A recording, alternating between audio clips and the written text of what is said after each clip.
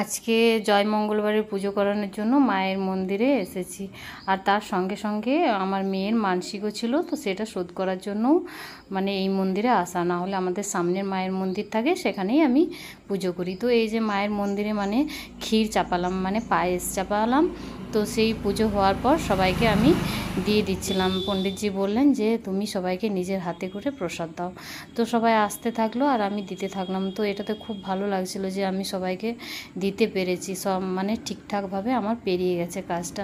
যেহেতু মান্যতের না, তো সেই জন্য একটু ভয়ই লাগে। তো সেই হিসাবে আমি একটু একটু করে সবাইকে প্রসাদ দিয়েই দিচ্ছিলাম, আর এটা দিয়েই বাড়ি যাব। আর আজকে যেহেতু জয় মঙ্গলবারের পুজোও ছিল, তো দুটো একসঙ্গেই হয়ে গেল।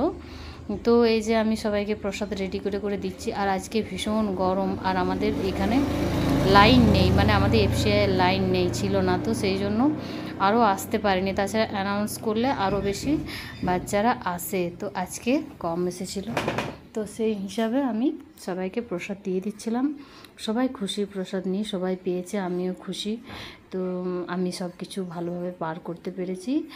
আর এই যে পুজো হওয়ার পর এটা বানানো হয়েছিল, মানে বানানো হওয়ার পর পুজো হয়েছিল, তারপর আমি সবাইকে বেটে দিচ্ছিলাম। তো সবাইকে দিয়ে দিলাম, আর দিয়ে দেওয়ার পর ধোয়াধুয়ি করে আমরা এই যে চলে এলাম ননদের বাড়ি। কারণ কি মন্দিরটা ননদের বাড়ির সামনেই, তো সেই জন্য ননদ বললো চলো এখানেই জল টল খেয়ে একটু চিড়ে দই খেয়ে বাড়ি যাবে। তো তার জন্যই আমি আর আমার ননদ চলে এলাম ননদের বাড়ি। আর মা আগেই চলে এসেছে, আর যেহেতু সামনেই ছিল তো সেই জন্য হেঁটে হেঁটেই চলে এলাম। তো দেখো আজকে তো এত গরম, আজকের মতো গরম আমার মনে কোনো দিনও পড়েনি।